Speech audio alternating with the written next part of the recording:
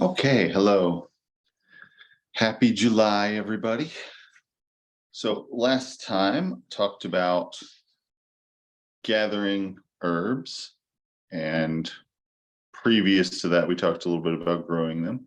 And this time, I am going to talk a little bit about what to do with herbs after you've harvested them. Not only this time, but for the next little bit, we're going to talk some about production, about techniques for making the herbs that you've gathered into something, putting them into a more usable form. Plants are inherently somewhat usable in the forms that they come in. For example, you can crush something up and put it directly on a wound or something as a poultice. There are a lot of traditional remedies that are very simple like that, very simple preparations like that. And then there are some other ones that are more and more complicated. So today I want to talk about oil infusions, which is when you distribute the virtues from the herb throughout a batch of oil. We've talked a little bit about oil infusions and salves in the past, but today I'm going to go into a little more depth about that.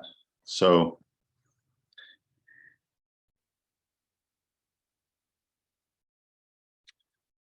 often what will happen is, people will gather herbs and then dry them. And that's a very useful form in which to hang on to them. They're much easier. You can keep fresh herbs for a while. Now that we have refrigeration, you can keep them kind of longer consistently than you would be able to, say, this time of the year, before refrigeration was available. And there are ways to keep fresh herbs fresh for longer, like by cutting them and putting them in water, the way that you would do with roses or, cut flowers. You can do that with medicinal plants as well. But for the most part, if people are going to keep them more than a few days, they're going to want to dry them and then often make things out of them. So we're going to talk about that. And there are a lot of different ways of preparing medicines. And oil infusions are one simple, relatively simple, and relatively accessible and versatile way of preparing herbs and making them into a medicine.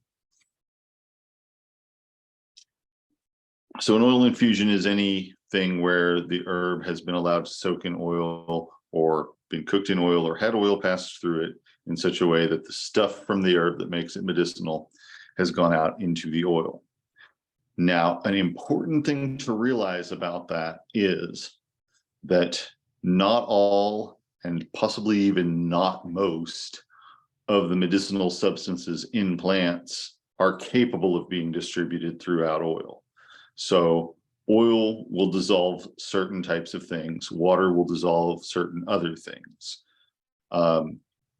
So you want to figure out whether the good stuff in your plant is oil soluble, or at least oil distributable, before you try to make it into an oil infusion. And there is some trial and error involved in that, and there is also a lot of history of use involved in that. For many, many things, we knew that you could make an oil infusion out of them long before we knew anything about the chemistry of the substances in them or anything like that, simply because people tried it and saw how it worked. And that's a reasonable approach. Although, since you're coming along in, the 21st century, and you have thousands of years of written history of herbal medicine already backing you up, you can often look up whether something is usable as an infusion or not. And I want to give you a little bit of guidance about some things to look for in terms of what medicinal properties can be spread throughout oil and which ones cannot. So this is not set in stone. These are sort of general tendencies, not even general rules, but just sort of tendencies as to what will and won't go out into an oil. So most things that have a yellowish or orange color will go out into oil. Not everything, but most of the time, those yellow colors in nature are oil soluble. They're things that will dissolve throughout oil. So if you look at the medical traditions of the world, you will find many oil-based medicines made from plants with yellow flowers or from plants with other yellow parts as well. So a lot of the time, the yellow coloring in plants will go out into oils and is often indicative that the plant has some oil-soluble stuff in it. Mulleins, one example. St. Johnswort is one example. Those are both plants that are blooming right this minute. Although St. Johnswort is kind of getting to the end of its bloom. So a lot of the time, things that are very sour or things that are very bitter, those substances tend not to be oil soluble. Those tend to be acids and alkalis that are water soluble. They don't dissolve in oil. Things that are aromatic often will give up their medicinal constituents into oil. So that would include things that are piney, things that are minty, all sorts of aromatic smells and tastes are often an indication that something will be able to dissolve in oil. Most kitchen spices, for instance, you can make an oil infusion out of.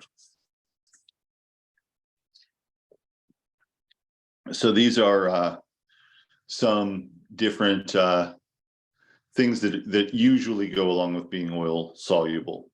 Now, in most cases, not everything in the plant is going to dissolve into the oil. Not everything in the plant is going to dissolve in any particular thing, but there will be some of the medicine in it that goes out into the oil. And so that's what you want is for when you put the plant in the oil, for the medicine from the plant to spread out throughout the oil and make the oil medicinal.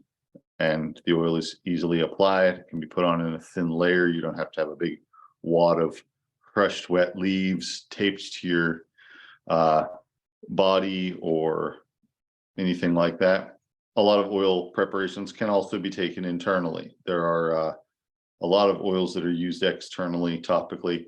There are also oils that can be used internally for various different things. So how do we go about this process of making oil into, of making herbs into oils? And there are many different ways of going about it. I will often use a proportion of about an ounce of herb to a pint of oil. That's less concentrated than some other forms that I would put herbs into, but more than some others. The main thing is that you be consistent about it, that you know what you're making each time. You can make it stronger or weaker by altering how much of the herb you use, but a lot of the time I'll use something like an ounce of herb to a pint of oil, because oil is often sold by the pint here, by the 16 ounces. So something like that is often a proportion that I would use. It's easy to remember, and it's easy to buy that quantity of oil if you need it, and so forth. So that's a good proportion to start out with.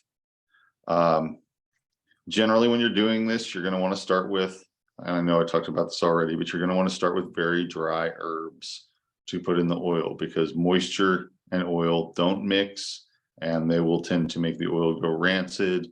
They'll tend to make mold grow in the watery components that are trapped in the oil, and it's not a good situation at all.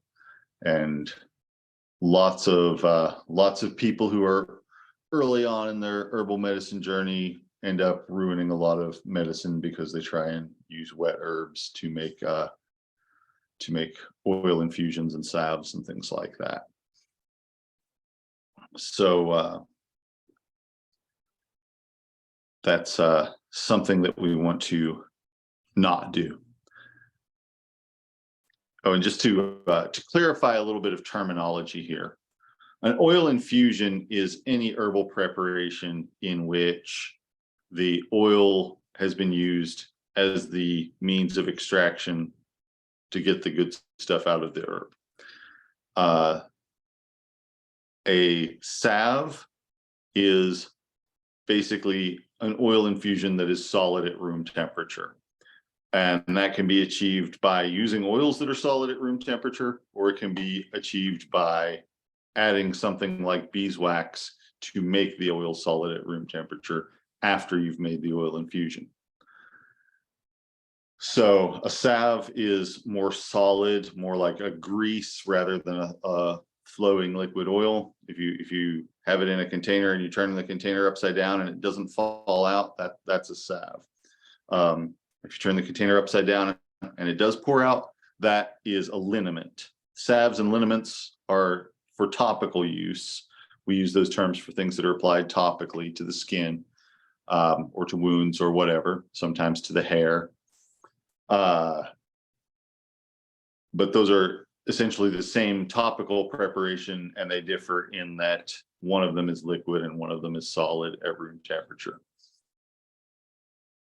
And like I said, that can be achieved based on the oil that you use, and or by adding something to solidify it, like wax, like beeswax.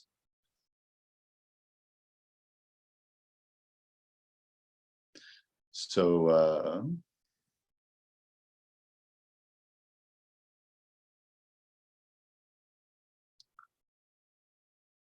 there are a few different ways of preparing an oil infusion.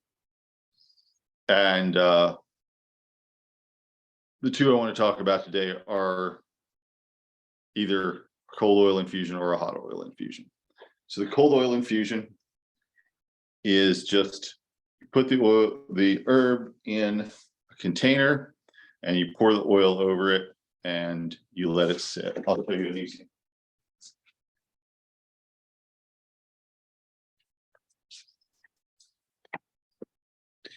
This is some hemp, buds, flowers that have been placed in some grapeseed oil and just allowed to steep. Because this particular herb contains a lot of terpenes, a lot of resiny type stuff, those things tend to dissolve in oil pretty well. So I didn't heat this at all. I just added the herb, added the oil, and then sealed the jar and let it sit.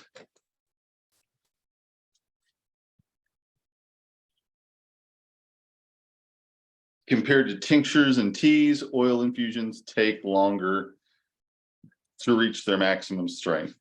So a lot of the time, you're going to want to let something sit for a couple months if it's at room temperature. Sometimes a month is sufficient, sometimes not. So, plan on letting it steep a long time if that's the way that you're doing. Some plants lend themselves to that more so than others. Spices and aromatic herbs tend to do better with that than resiny herbs or any kind of root or anything really tough. Shouldn't have said resiny, I should have said piney, anything coniferous, because the cannabis is, the hemp is resiny, but it's not like a piney type of resin. So those sorts of things take a while. Another way of preparing them is with hot oil. And that is when you put the herbs in the oil and you cook it at a fairly low temperature. You don't want to cook it so much that it's turning, you don't want to fry it. You just want to bathe it in warm oil for a while, often overnight at a low temperature. Sometimes you might want to do a higher temperature for a little while, like 20 minutes or sometimes even an hour, and let it stay on a highish temperature where the oil is just sort of seething, sort of simmering.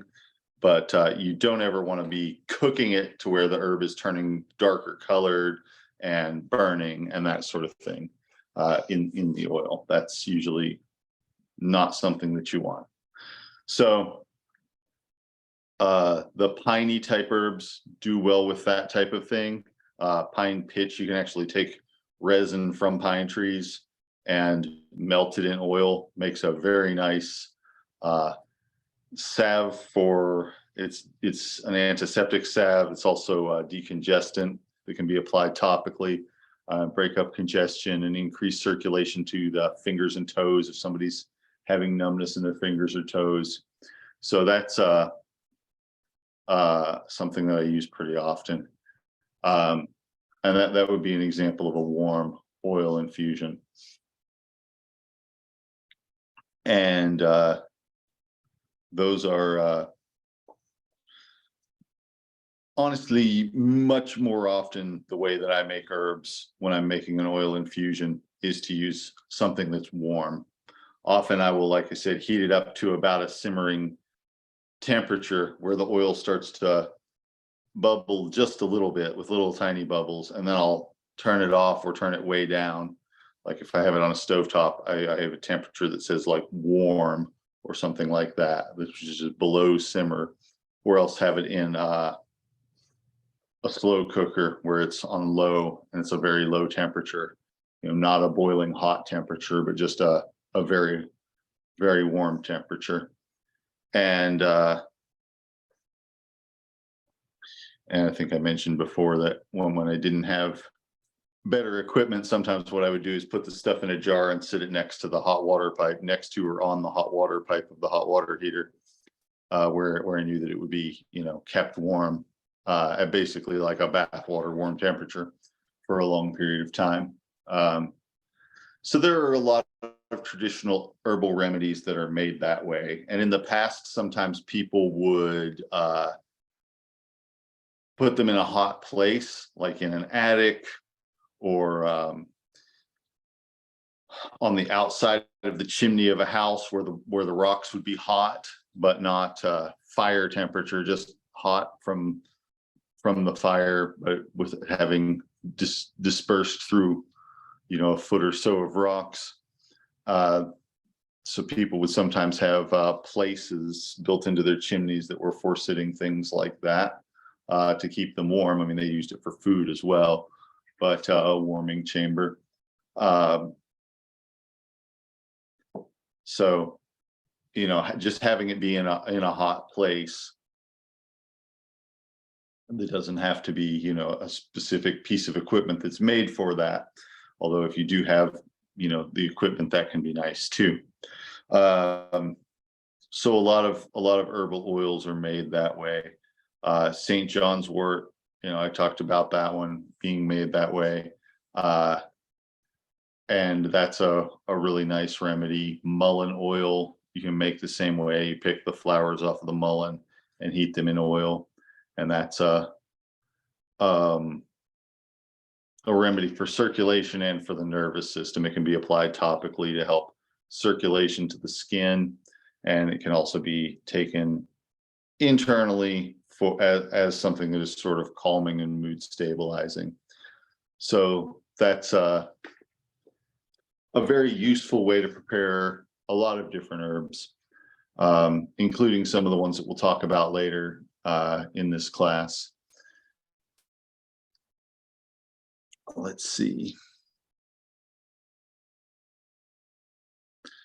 I have a couple of different herbs here that I've prepared as warm infusions. And basically what I did with both of these, actually I didn't do them, Aoife did them. Basically what I had Aoife do with both of these is cook the herb in the oil and then strain it, and while it was still hot, melt beeswax in it. So I'm not melting the beeswax in it while the herb is still there, because then the herb is going to soak up some of the beeswax and it's going to go to waste. I'm straining the stuff, trying to wring as much oil as possible out of the herb. Hang on just a second. I'll be right back.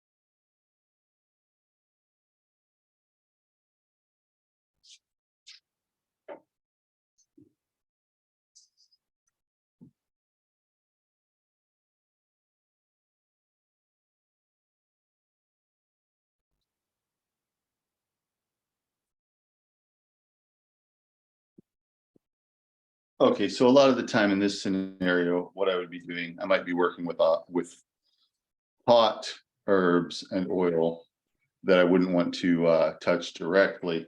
So what I have here is a screen strainer made out of metal screen. So when it's having hot oil poured on it, it's not going to damage it in any way. It can withstand the heat.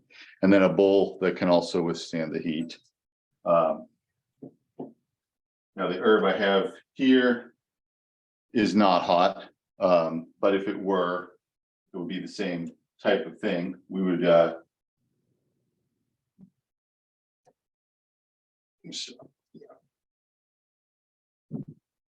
put it into the sieve and just let it strain as much as it's going to on its own, and then take a spoon and press the material down so that I'm actually squeezing it between the spoon and the screen to force as much of the oil out as possible, because a lot of the time the plant material will soak up a lot of the oil, and you really have to kind of work to get the oil back from the plant material. But then once you have it, will be good and strong. So in this case, just kind of let it sit for a while and drain directly in. And then once it has done that,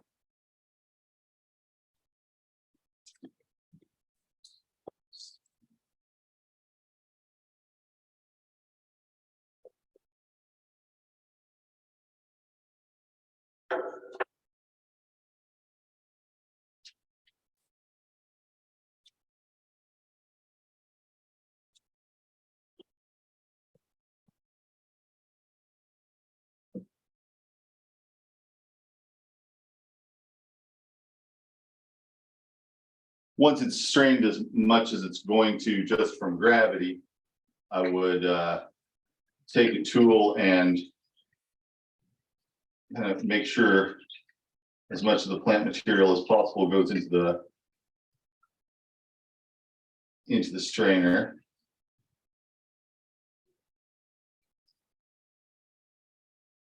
Which, since I'm just doing this for demonstration purposes, I'm not going to get too picky about.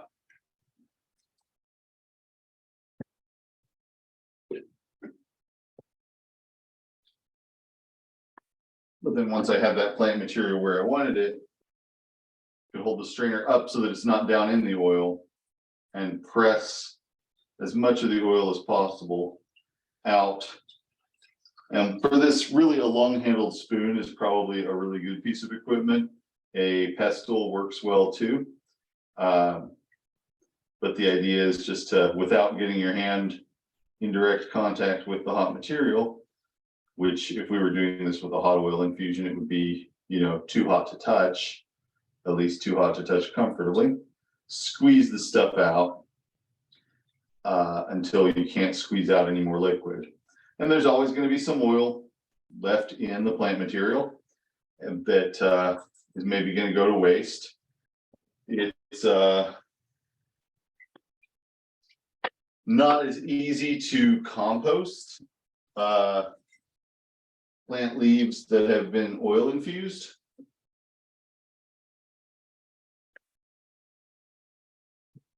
If you've made an oil infusion with leaves and you put them in your compost, sometimes they won't break down at all. So that's something to bear in mind. You can try to compost them, but they don't compost that well, so you don't want to do a ton of them at a time. Or if you do, you want to mix them through other stuff so that as they're breaking down, if they're breaking down slowly, it's not like a big wad of undigested oily stuff. So yeah, you just kind of some of the oil is gonna be retained in the plant material and not be so usable. You can burn them in a fire, and some of them smell really nice, but not all of them, as we will discuss here in a few. But that's essentially how you would go about straining and squeezing the good stuff out of a batch of herb that you've made an oil infusion out of. And then at that point, this material would still be hot, and you could take a chunk of beeswax.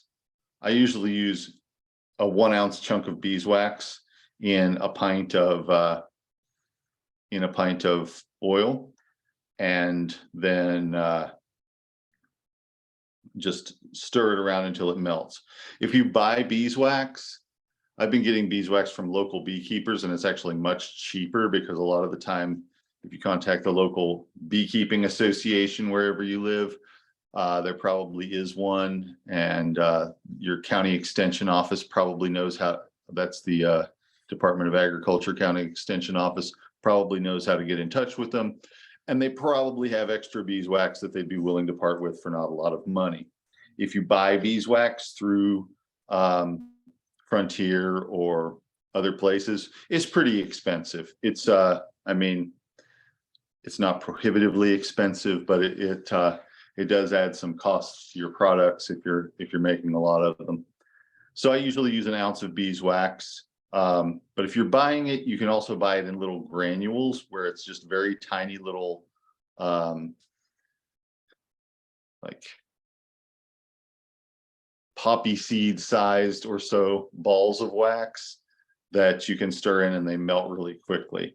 If you have a chunk, it might melt a little more slowly depending on how hot your stuff is. But usually I will stick it in there, and I usually poke it with a fork and stir it around inside the oil, because the fork holds onto it, and it stir it around until it melts, and then it's melted throughout the whole oil, and then you let the oil cool, and when it cools,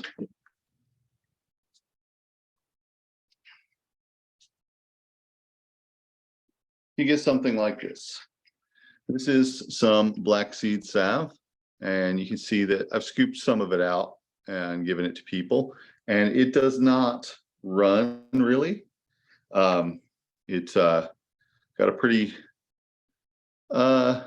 greasy but solid texture to it. It's not tough. It's very soft to the touch. And that's how I like my salves to be. That's the consistency I like. Something that's very soft, that's not going to spill if it's turned upside down, but that is also not going to be hard and have to slowly melt against somebody's skin. So if you use 1 ounce of the herb and 16 ounces of grapeseed oil and 1 ounce of the beeswax, that's a really good basic set of proportions, kind of a flexible recipe where you can change what the herbal material is. And that makes a pretty decent structure, quality, and consistency of salve. With any oil infusion, a question people ask a lot is, what kind of oil should I use? And there is no particular right answer to that. There are pros and cons of all sorts of different oils. And so I will talk about some of those. Animal fats are very traditional in this role because a lot of the time they were a byproduct of cooking. You know, people would have lard because they slaughtered and cooked pigs. People would have goose grease because of the same reason. People would have bear grease because if you kill a bear, there's lots and lots of fat on it, and the fat does not taste good. You don't really necessarily want to eat it. But this is something you can do with it so that it's not going to waste. Most of us don't have that in our daily lives these days, and most of the people you would want to make medicine for might be pretty squeamish about it too. If you're like, well, let me rub this goose grease on you, I think that would, a lot of people would be like, how about if you don't? But so those are, animal fats are pretty traditional throughout the world, and they tend to be solid at room temperature. They tend to be things that are more like salves when they've cooled, without having to add any wax or anything to harden them. They tend to be pretty solid once they're at room temperature.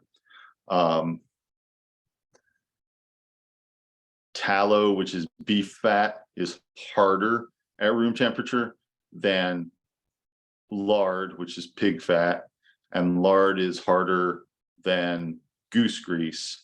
And all three of them are, you know, somewhat solid at room temperature.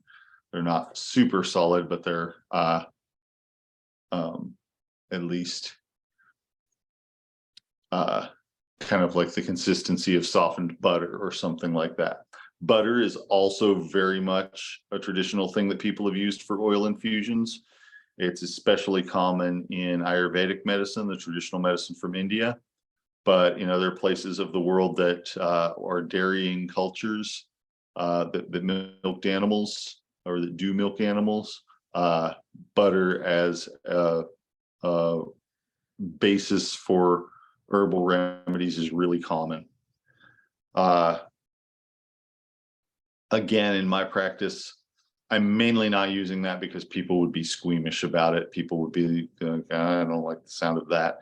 Butter also is something that can become rancid pretty easily and smells really terrible when it is. Has a very strong smell to it when it goes off. So I don't usually use animal fats at all. I have used them, but I don't have anything in my apothecary right this moment that is made out of animal tallow. So, you know, it's not something my clientele is looking for. And so it's not usually how I do it. And also, like I said, I haven't, you know, I don't have any abundant source of any of these fats that would make it, you know, make a lot of sense for me to. If I were going to go out and buy lard, I might as well go out and buy some other kind of oil that people wouldn't be grossed out by. So some other oils that people have used and do use, there are some plant-based oils that are fairly solid at room temperature. Coconut oil is the most common and widely available one. So coconut oil is liquid at body temperature and solid at room temperature. You don't want to buy hydrogenated coconut oil. Hydrogenated coconut oil has had some chemical changes made to it that make it stiffer and harder at room temperature. And I think that maybe for like deep frying or something like that, it has some sort of advantage that I don't really know about. But anyway, hydrogenated oils are very processed and not necessarily what you want for this. But you can buy extra virgin coconut oil. There's also a product called fractionated coconut oil, which is just the runny parts of coconut oil. So it's like clear and liquid at room temperature instead of being solid. It's more expensive and not what I want either. So I usually, if I'm buying coconut oil, I want it to be somewhat solid at room temperature. There's also cocoa butter and shea butter, which are harder at room temperature. They're actually pretty stiff at room temperature. So if you were wanting something to be like the consistency of a deodorant bar, they would more give you that. Whereas coconut oil is going to be more the consistency of a cream or petroleum jelly type of substance. It's going to be, fairly soft, even at room temperature. So any of those can be used to make an oil infusion as a warm oil infusion. You can't really use them to make a cold oil infusion because it will just be a block of solid fat with some herbs suspended in it, and the stuff will not go out into the oil part, which is not liquid. So you can't really use them for that particular application, but you can make hot oil infusions out of them. So that's those are some things that would give you that type of a consistency. You can also add cocoa butter or shea butter to other oils to kind of achieve an in-between consistency.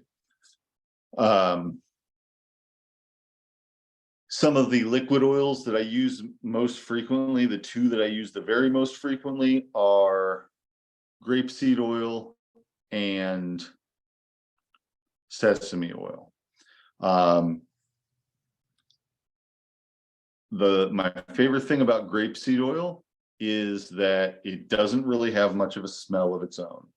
It's so it takes the scent of whatever herb you're working with, and that's the scent of the finished product. So if I were making a salve out of something aromatic, a lot of the time that's what I would use is grapeseed oil. If I were adding any kind of distilled oils to it or anything like that, grapeseed oil is great for not having much of a scent of its own, and it's a very nice oil for the skin. It doesn't tend to make people break out or anything like that. So that's one that I use quite a bit. The other one that I use very frequently is sesame oil. Sesame oil is really good at absorbing through the skin. It's got some natural preservative properties. It doesn't go rancid easily. It's somewhat antifungal on its own. So a lot of the time, if I'm using something where I'm not trying to get the smell to come through or don't really care about the smell of the herb that's in it being a big feature of the finished product, I will often use the sesame oil for that. And sesame oil and grapeseed oil both work well for cold infusions where appropriate, and they work well for the hot infusions too. Just a moment, I'll be right back.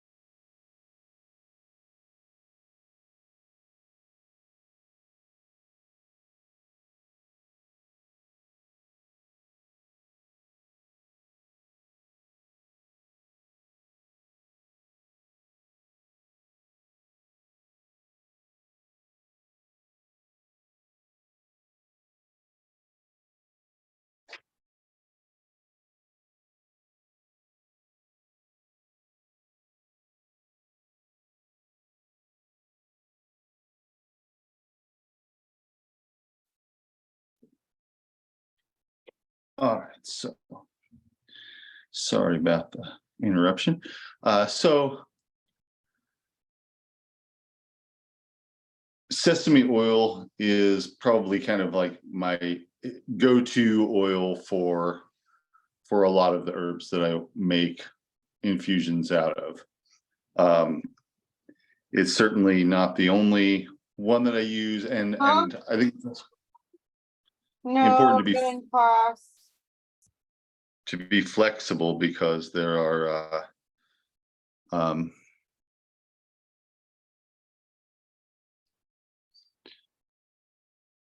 there are a lot of different circumstances where you might not have access to a particular type of oil. As we saw during the pandemic in 2020, we had a lot of times when certain things weren't available in stores or whatever. And so I think it's good to understand the basis of why you're doing what you're doing so that you don't just have to follow a recipe and then be stuck if you don't have the exact ingredients of that recipe. So in this case, knowing that you can make these same oil infusion, a warm oil infusion out of just about any oil. You can make a cold oil infusion out of just about anything that is liquid at room temperature. And that the differences are going to be fairly minimal. They're going to come down to the consistency of the finished product, like how stiff it is. And they're going to maybe matter to what it smells like and what it looks like and how quickly the stuff from the plant material gets out into the oil. Generally speaking, the thinner the oil is, the less greasy and the more liquid it is, the quicker the herbal substances, the phytochemicals, are going to get out of the plant material and into the oil. Of course, in most of these cases, the oil is also plant material, but out of the herb that you're trying to make an extract of into the oil that you're infusing it in. So sesame oil is fairly quick and efficient as far as that goes. It does have a sort of an earthy scent to it. Grapeseed oil, nearly as quick and efficient, doesn't have much of any scent to it. Olive oil has, to me, a pretty strong olive oil smell to it. So I don't use it as much, except for some things where it's traditional. But that's another one that a lot of people do use. A lot of people use olive oil by itself as an herbal medicine, in which case it's sometimes referred to as sweet oil. And then people also use it as a basis for a lot of different medicines. Now, with olive oil, it doesn't do so well with heating. A lot of the time, if you heat olive oil, you get sort of a plasticky film on the top of it, where the oil molecules are joining together to form a polymer. So if I'm using olive oil for something, I'm only using it for a low temperature infusion, like a cold infusion, or at the very most, something where I'm putting the bottle to infuse in a warm place, but not really heating it.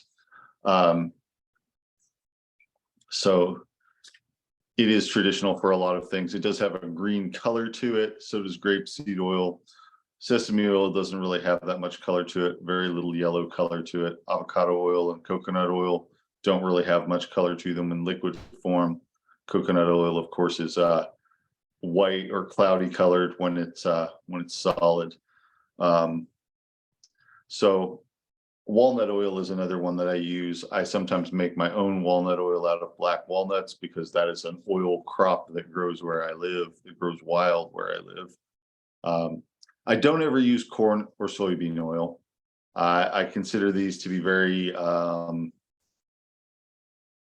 I don't really like the way that corn and soybeans are typically grown. I think it's really environmentally destructive, for one thing.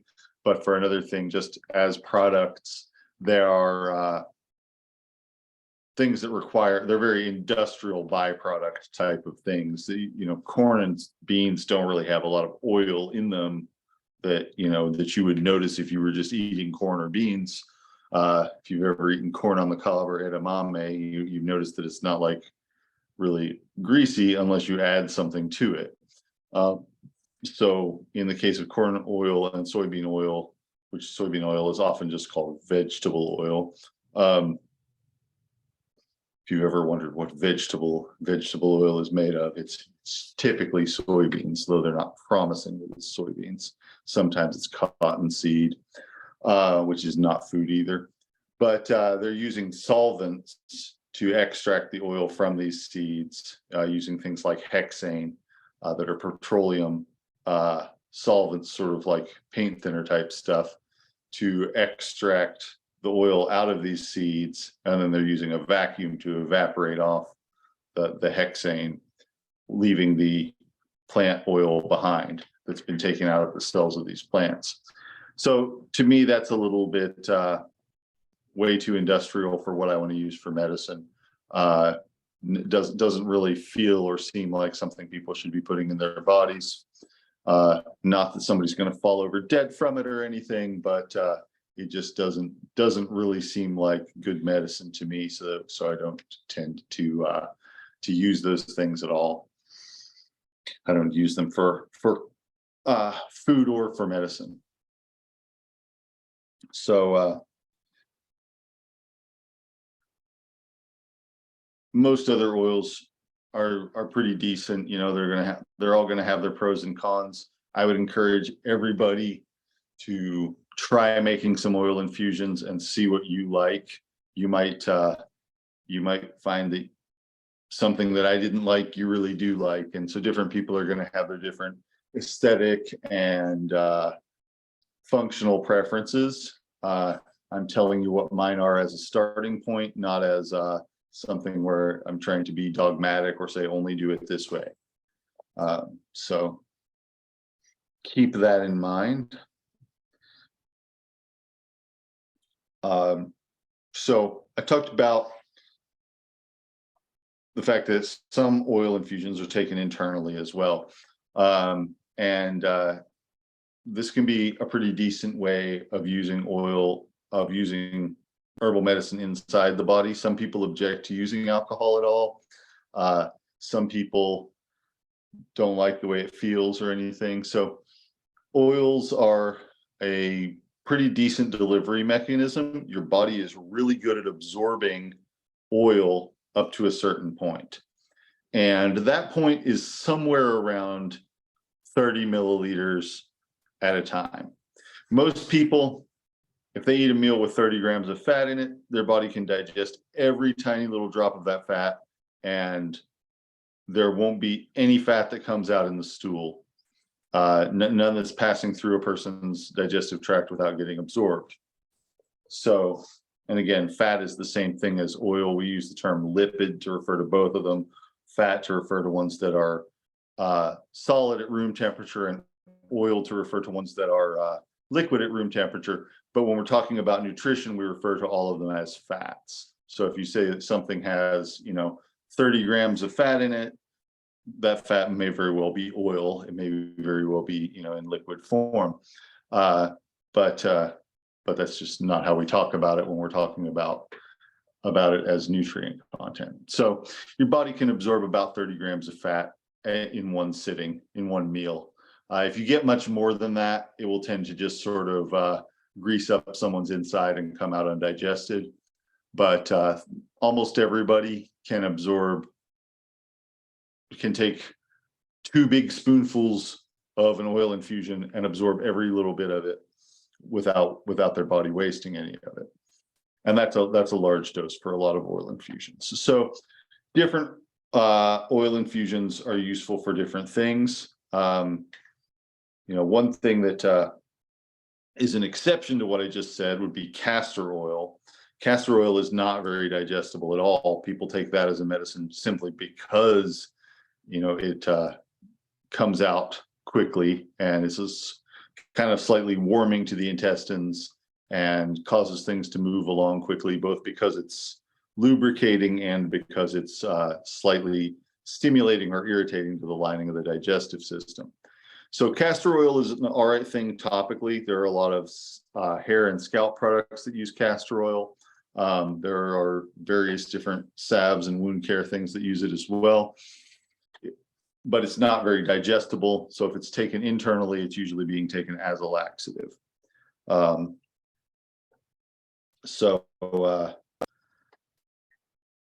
But for the most part, people absorb oils pretty well. And if you're taking small amounts of them, especially, everything that's in them will get into your system.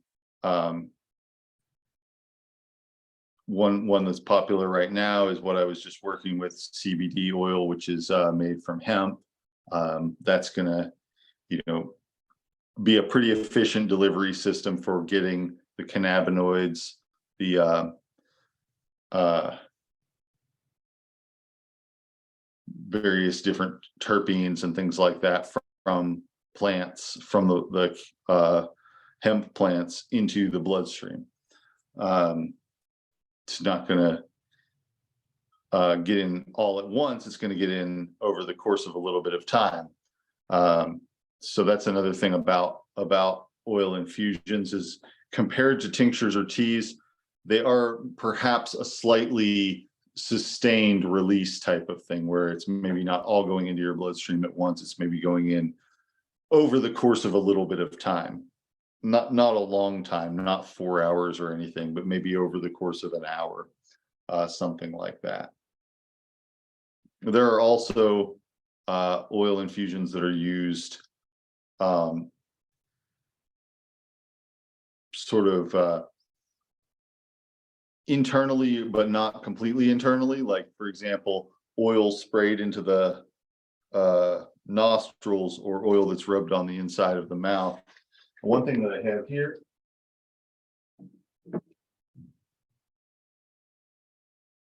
this is an oil infusion of cubeb pepper. And cubeb pepper is very similar to black pepper. If I made something with black pepper, it would have largely the same properties. This has a couple of different uses. It can be applied to the skin as a warming thing, just like a lot of other herbs can. It can be applied to fingers and toes to get circulation happening. It can be applied to wounds that are not healing, to get blood flow to go into those areas and help heal those wounds, like other spicy herbs.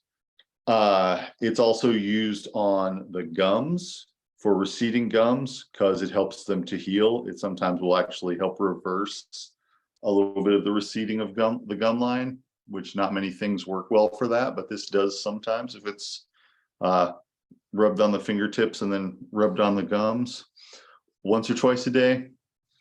And so those are some of its topical uses. And they all revolve around warming, the warming sensation that it causes when it touches the skin. It's, in those regards, it's milder than cayenne. So cayenne is really hot. Cubeb is less intensely hot, but it is hot. It is spicy. Like I said, it's black pepper instead of red pepper. But it's something that's warming and can be used in that capacity.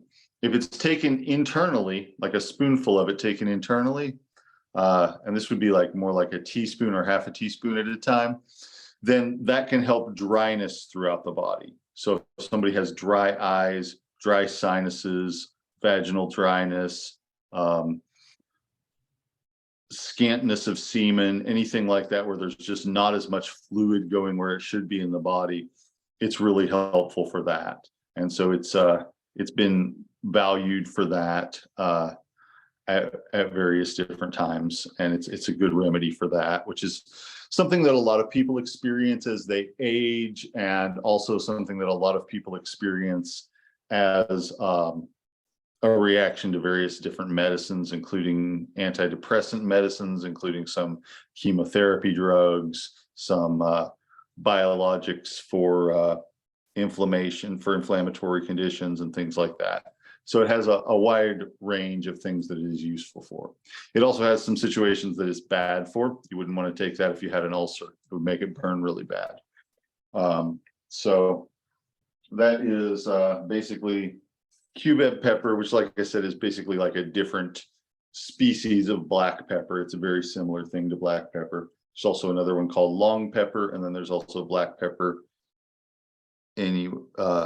Black pepper itself. Hang on a second. So it's right now it's cubeb. It's CUBEB pepper.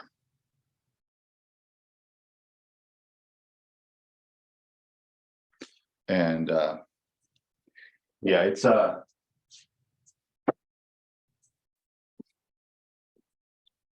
vine with peppercorns, like what black pepper is, rather than being like a bell pepper or a cayenne pepper or a banana pepper. So it's kind of really an unfortunate feature of the English language that English speaking people love to name plants after different plants.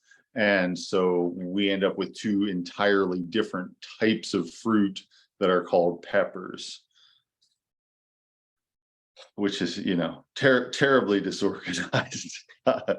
Terribly disorganized.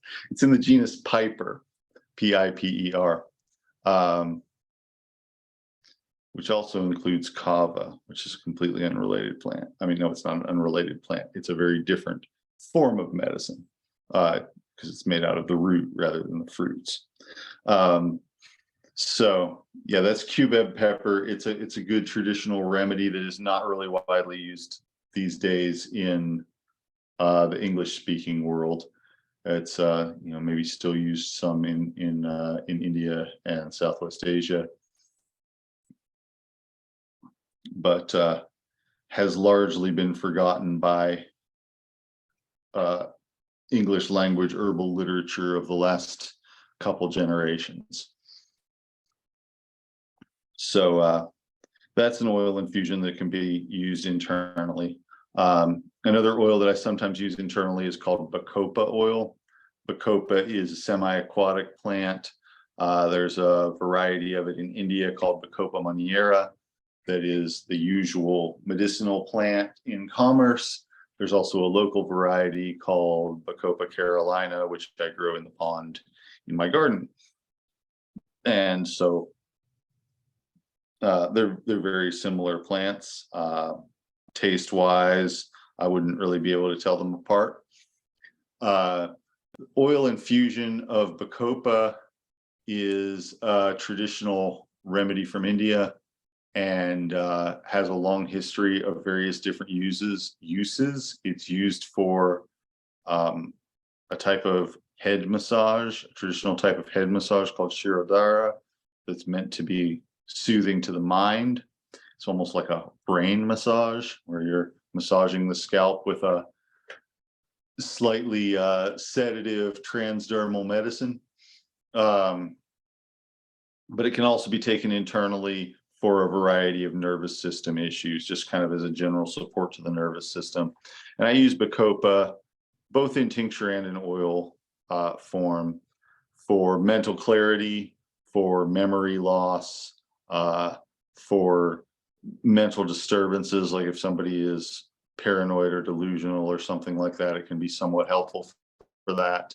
I use it a lot in people with age-related memory loss, often in combination with other things, but it's very frequently the backbone of what I'm using for people with age-related memory loss. So that's a good plant to know about, Bacopa.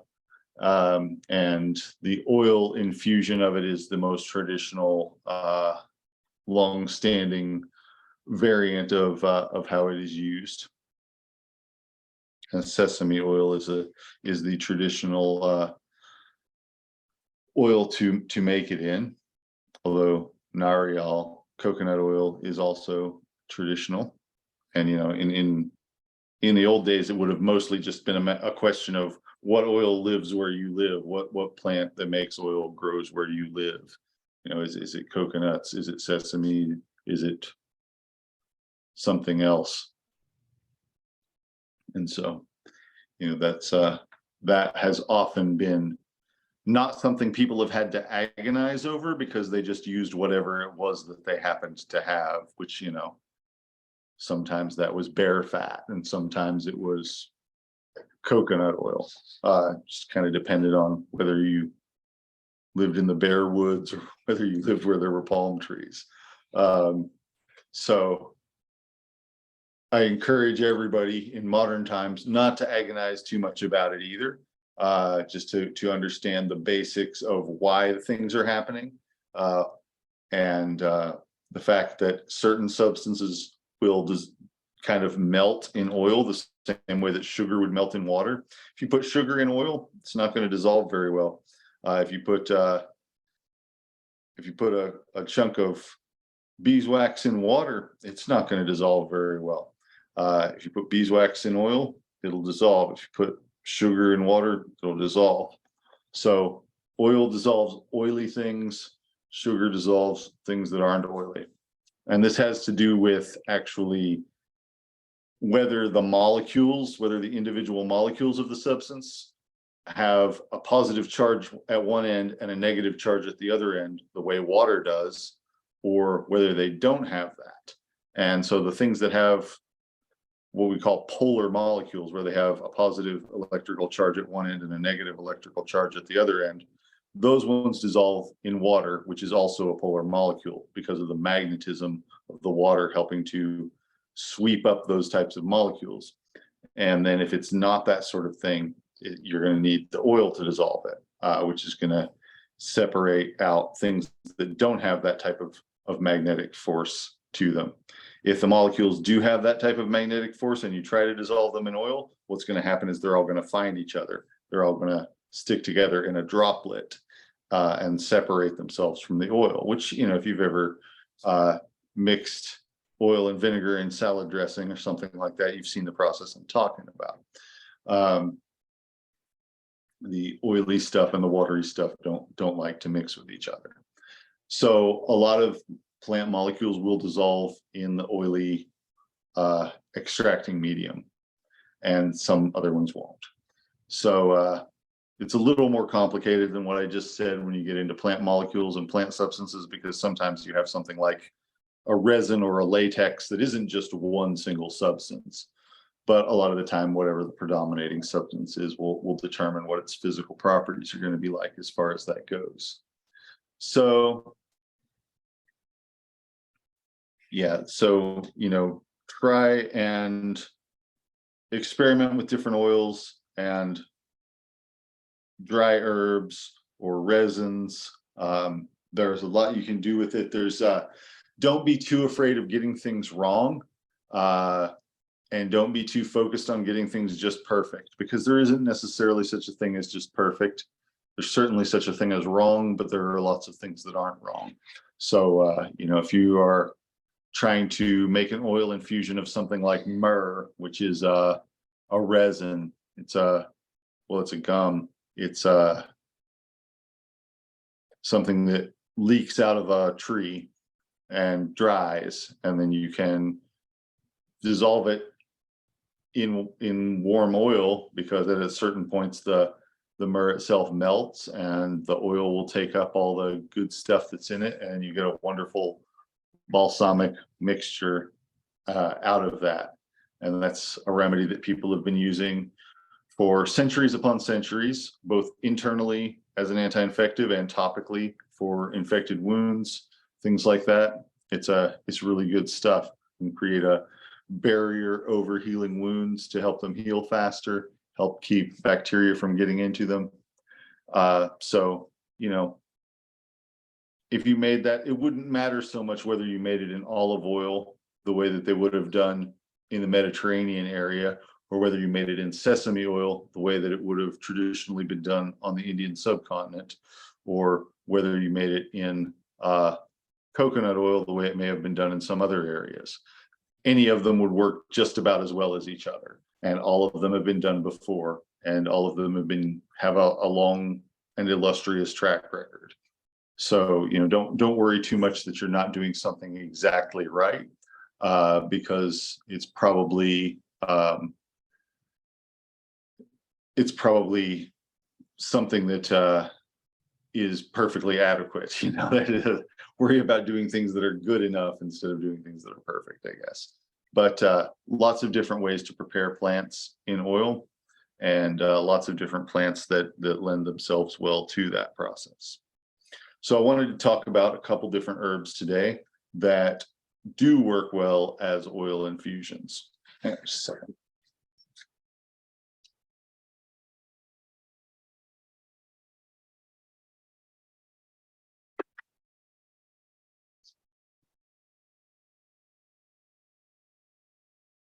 The first herb I want to talk about is called asafoetida.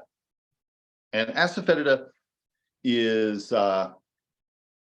something that grows in a Mediterranean climate. It's typically cultivated. It's in the celery family. And the part that's used is a sap that comes out of it. It's a gum, meaning that it's mostly a starchy type of substance, but it contains lots and lots of oleoresins, which are kind of like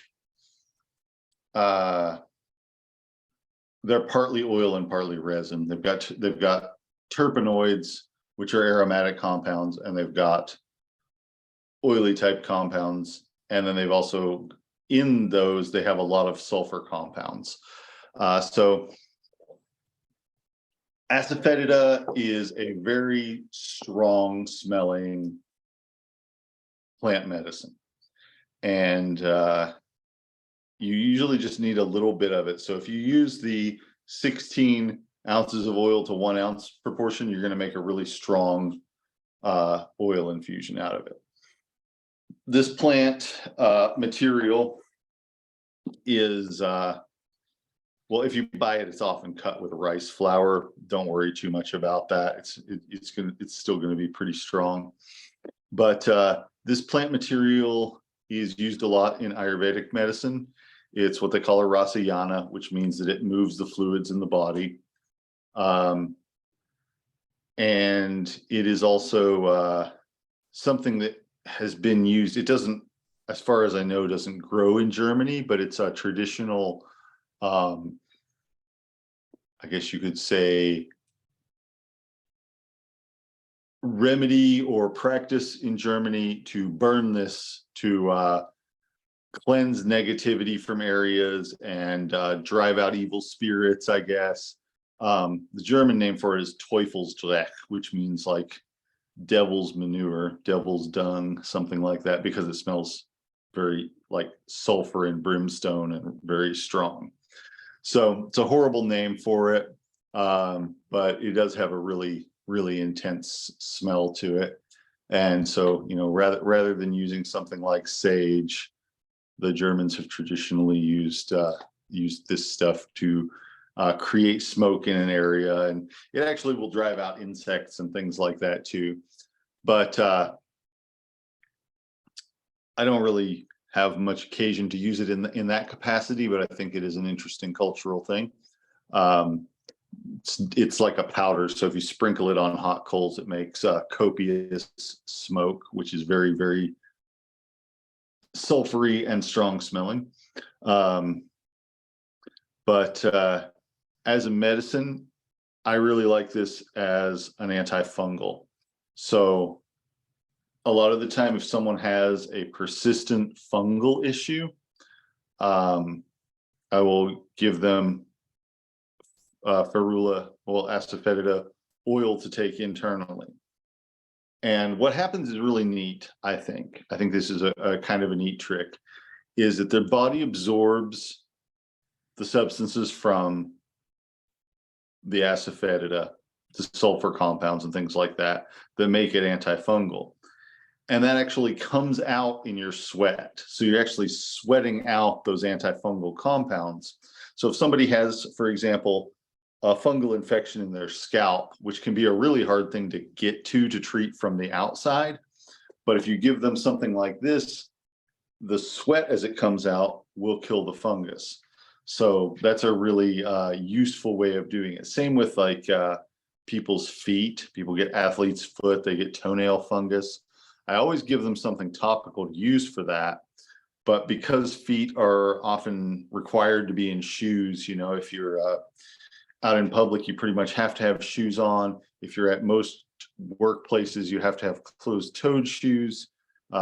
feet get sweaty, and fungus thrives on dampness and heat. So, a sweaty foot is a great place for a fungal organism to flourish. And so, like I said, that includes athlete's foot, and it includes toenail fungus. It also can include some other fungal infections like ringworm. And those fungal infections can become very, very persistent. There's a variety of fungal infection that people refer to as jungle rot that a lot of people got in during the Vietnam War from being in boots all the time and being in wet, hot weather a lot of the time, and just having their feet, being very neglected and so forth. And so a lot of people hung on to that fungal infection for years and decades afterwards, or it would flare up frequently. And I have actually had the chance to use asafoetida several times for people in that situation, and it often would clear up a nail fungus and occasional athlete's foot eruption that had been going on over and over in someone's life for sometimes 30 or 40 years. So it can get into deep places that topical creams and other treatments like that can't get into, because it's coming out through the pores and basically turning the sweat, which normally is creating the environment that the fungus likes to live in, it's turning that against the fungus. It's making the sweat an antifungal medicine. So I know that's kind of gross, but bodies are like that sometimes. And that's a really useful clinical trick, I find, to use ferula in that capacity. Ferula asafoetida is its full botanical name. A lot of the time people call it asafoetida in English. I often call it ferula, although there are multiple other related but distinct medicines in the same ferula genus. So an oil infusion of asafoetida, which is also called hing in Sanskrit. Sometimes you'll see it by its Sanskrit name, because it's that's the Sanskrit is the traditional language of Ayurvedic medicine, and the traditional poetic and liturgical and academic language of India. It's kind of basically, it is for the Indian subcontinent what Latin was for the European subcontinent for many centuries. Something that scholars from various different language backgrounds would all speak that same language as an academic and learned language. So a lot of the time that was what the medical texts would be written in. So hing is its name in that language, and sometimes you'll see it listed under that name as well. And I got that idea for using it in that way, the sesame oil infusion of asafoetida as an antifungal. I got that idea from a Sanskrit text called Sushruta Samhita, which was, Samhita is like collection. Sushruta is the name of the person that wrote it. And that's a medical and surgical text from, well, I guess you could call it medieval times, but from a long time ago, from many centuries ago in India. So that's a remedy that is not exclusively used as an oil infusion, but that lends itself well to being an oil infusion. Hang on just a second.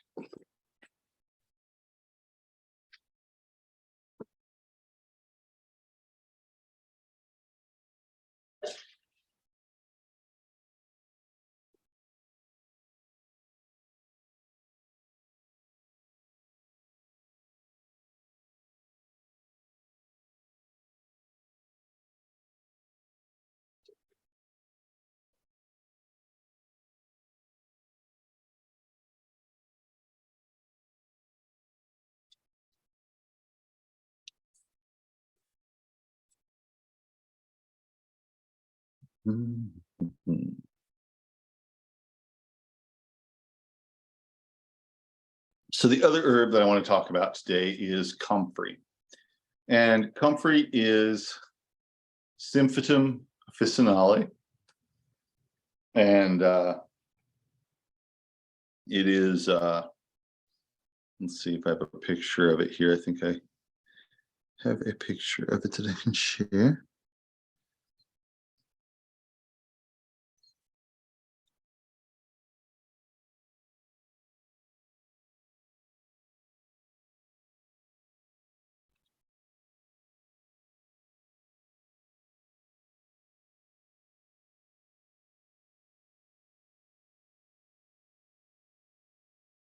Do I not?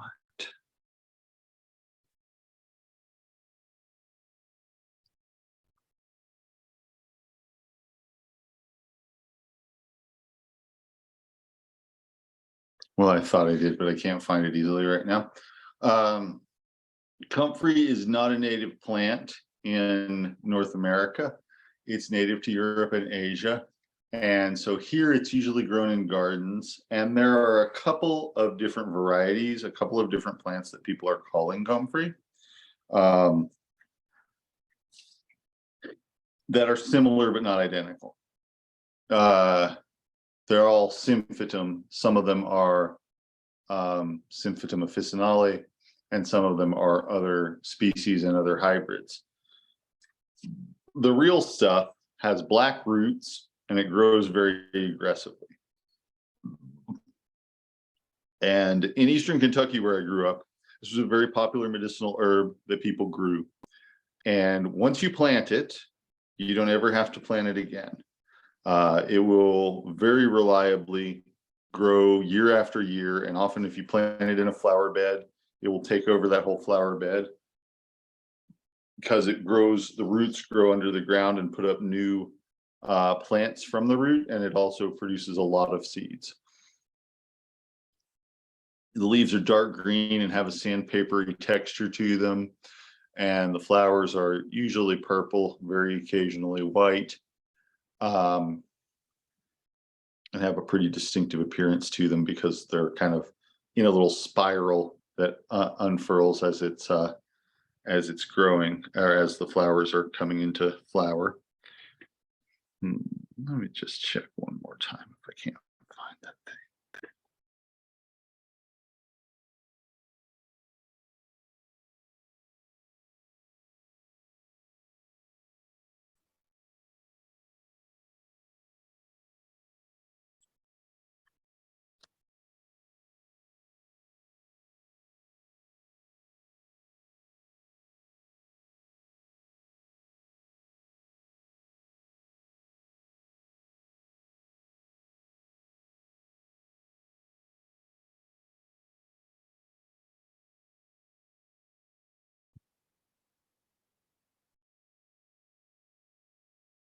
I cannot at all.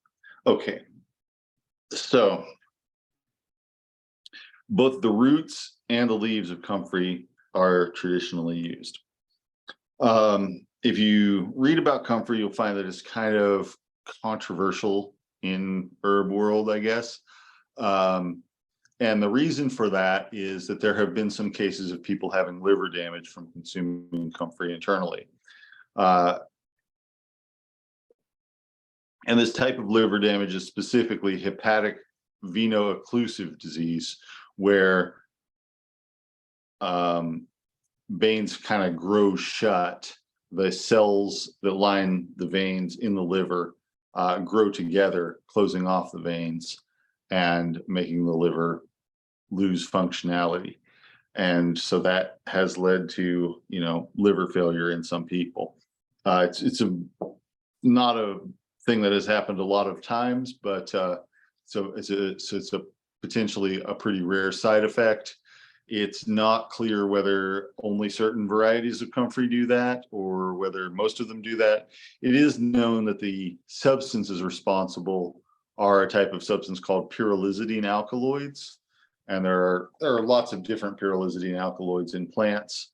And some of them are toxic and some of them are not. And some comfreys contain pyrrolizidine alkaloids and some appear not to. So all that is to say, it's not something that happens all the time with comfrey, but it is a thing that can happen. Where I'm from in Eastern Kentucky, people ate comfrey as, you know, a green. It's kind of got a weird texture to it, but you can eat it. People have also made tea out of it, which is intended to support healing and to be generally nutritive. But, you know, risking the fact that it might cause the occasional case of liver failure is something that has caused a lot of people to stay away from it for internal use. And you're not allowed under FDA rules to sell anything for internal use or for use on broken skin that contains comfrey. So it's not, for a while, it was a very popular herb, and now it's not so much at all. And some people still use it, and some people treat it about the same way they would treat poison hemlock, as being something that is just a very dangerous plant. I personally can't really bring myself to be afraid of it because I grew up around it. I've eaten it lots of times. I've drank tea from it a lot of times too. But you know, there are a lot of other herbs out there it can use for any given use too. So mostly I use it externally, which is the vast majority of the time how it is used in the traditional medicine where I'm from anyway.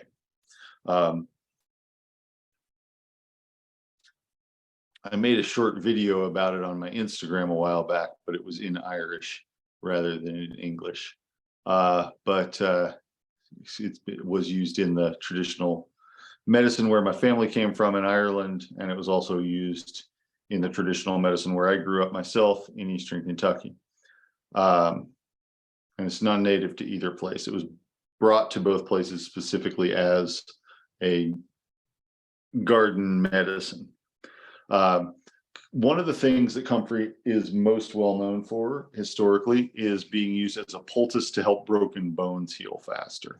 So crushing the comfrey up and putting a poultice of it where the bone is broken to help the bone heal faster is something that has been very widely used for. I'm not aware of any studies that have actually measured this effect. I couldn't really tell you how well it does or doesn't work. I would suspect that it's mainly a matter of it increasing circulation to the area, but it might do some other things as well. I have used it in that capacity. I felt like it worked, but you know, I didn't use comfrey on one person and not use it on another person and compare, you know, two similar cases based on that or anything that would be that tractable. So that's one traditional use of it. Another traditional use of it is for helping the skin to heal, helping skin conditions in general. Comfrey contains a substance called allantoin, which is also synthesized and used as an ingredient in lots of cosmetics and things like that. It helps rejuvenate and heal the skin. It helps skin cells to create faithful copies of themselves. It helps them to reproduce themselves. So if someone is older and their skin is getting thinner, sometimes using a comfrey salve externally on the skin can help to, you know, keep the hands from getting all crepey looking and keep the skin from getting thin and easily damaged. It's also been used for helping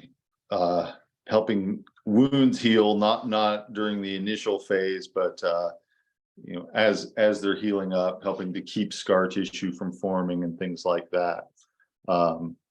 So that's another use for it. I use quite a bit of comfrey salve. I often use a salve that I sort of developed early on in my practice that is a combination of comfrey and some other things.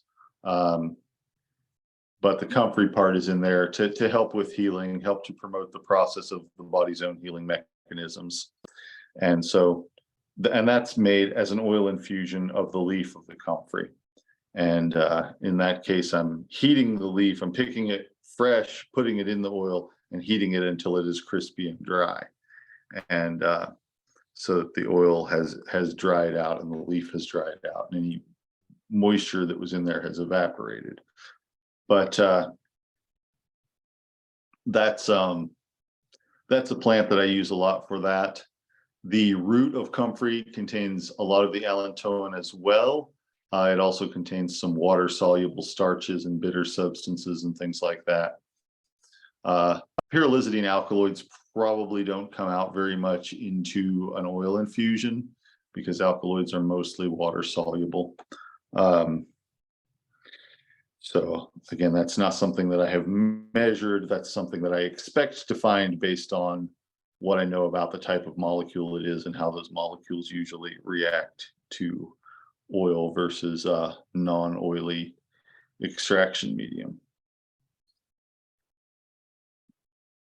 So the root and the leaf have both been used as a poultice on the surface of the skin, or as an infusion, as a wash on the skin, a compress, where the infusion is being soaked into a cloth and then the cloth is placed on the skin. So a lot of different varieties of applying the same plant. But salves, oils, things like that made from comfrey, both the leaf and the root are very common, and often things that people will make themselves more so than things that you would find in a store. Because it is very much a part of folk medicine, or one of the plants that a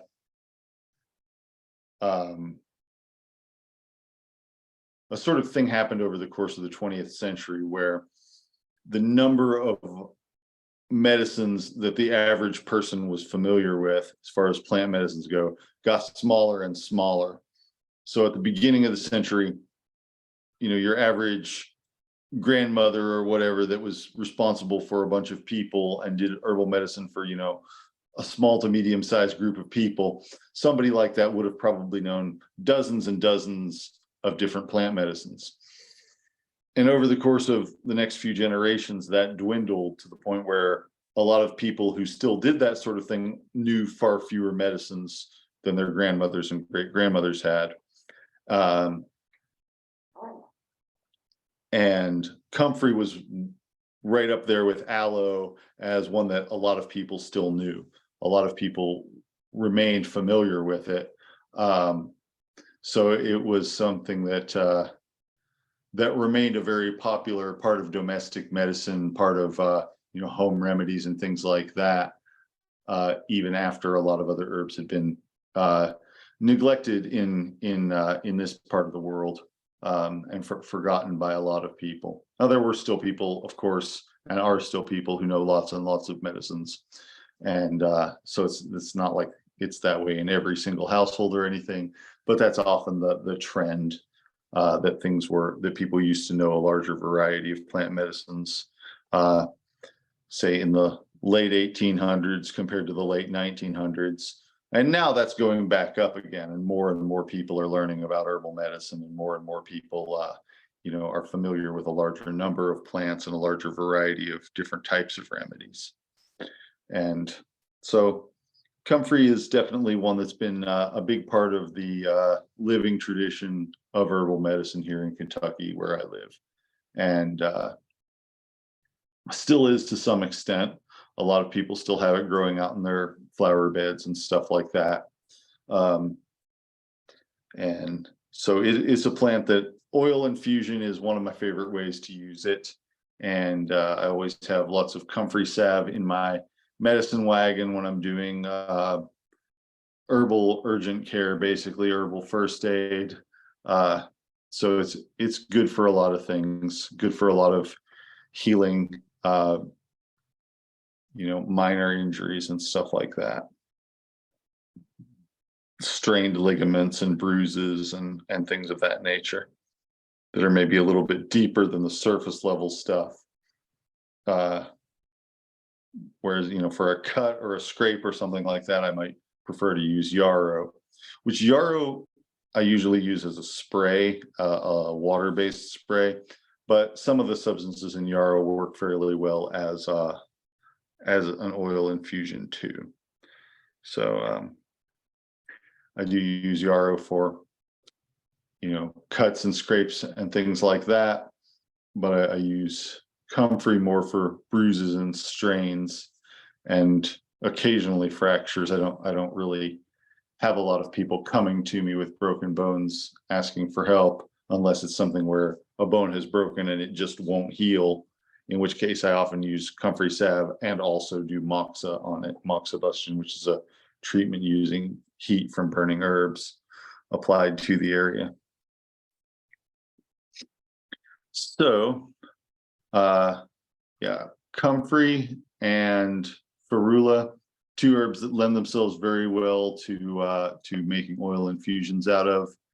And oil infusion itself is a really good type of medicine making to know about, really good process to work with, and a good skill to develop, because the more you can produce your own types of remedies, the more effective you're going to be as an herbalist, the more you're going to be able to provide care for the people around you, and be able to control the quality of that care at every step of the process. Because if you're having to go to a manufacturer to buy the remedies, not only are you going to lose some of the control over the process and potentially some of the quality, you're also going to be limited by the forms in which you can get it. So, that's whereas you can basically, if you know how to make this stuff, you can endlessly customize it for your own needs.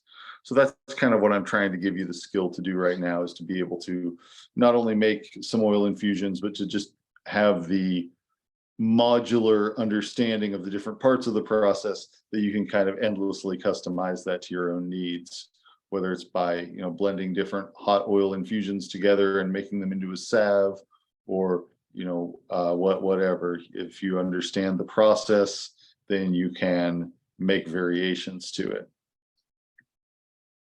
But first, it's a good idea to get some hands-on experience with making some simple herbal extracts, oil infusions and things like that, oil infusions and salves.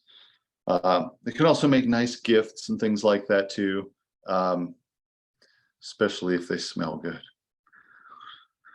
All right, so any questions today about either of the herbs or about the process of making oil infusions?